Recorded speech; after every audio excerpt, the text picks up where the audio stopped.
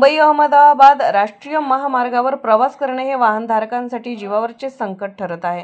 डहाणू तालुक्यातील धानिवरी ब्रिज व महालक्ष्मी ब्रिज या ठिकाणी रस्त्याची स्थिती अत्यंत भीषण झाली असून पुलांच्या पृष्ठभागावर मोठमोठे खड्डे पडले आहेत। या खड्ड्यांमधून लोखंडी रॉड्स व स्टीलच्या जाळ्या बाहेर आलेल्या असल्याने कोणत्याही क्षणी भीषण अपघात होण्याचा धोका आहे। दिवसभरात हजारो वाहने या महामार्गावरून प्रवास करतात।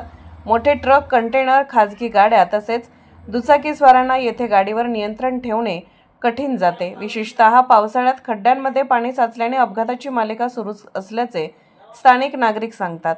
वाहनधारकांचा संताप दिवसेंदिवस वाढत असून ते म्हणतात, प्रत्येक वेळी टोल टॅक्स वसूल केला जातो, मात्र सुविधा शून्य। आमच्या जीवाशी खेळ करून टोल आकारला जातो। प्रशासनाने तात्काळ दखल घेतली नाही तर मोठ्या आंदोलनाचा इशाराही देण्यात आला आहे। पुलांच्या खालून नदी व नाले वाहतात, त्यामुळे जर दुरुस्ती केली गेली नाही तर केवळ वाहनधारकांचाच नव्हे तर पुलाच्या संरचनात्मक सुरक्षिततेचाही गंभीर प्रश्न निर्माण होईल। स्थानिक नागरिकांच्या मते पालघर जिल्ह्यातील विकास कामांकडे नेहमीच कमी प्राधान्य दिले जाते। वारंवार मीडिया रिपोर्ट्स यांच्याकडून बातम्या प्रसारित करूनही संबंधित विभाग व कंत्राटदार दुर्लक्ष करत असल्याचा आरोपही करण्यात आलाय।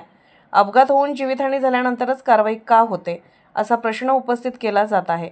धानिवरी व महालक्ष्मी ब्रिजवरील खड्ड्यांची तात्काळ दुरुस्ती करून प्रवाशांच्या जीविताचे रक्षण करणे हे प्रशासनाचे नैतिक कर्तव्य असल्याचा इशारा नागरिकांनी दिला आहे।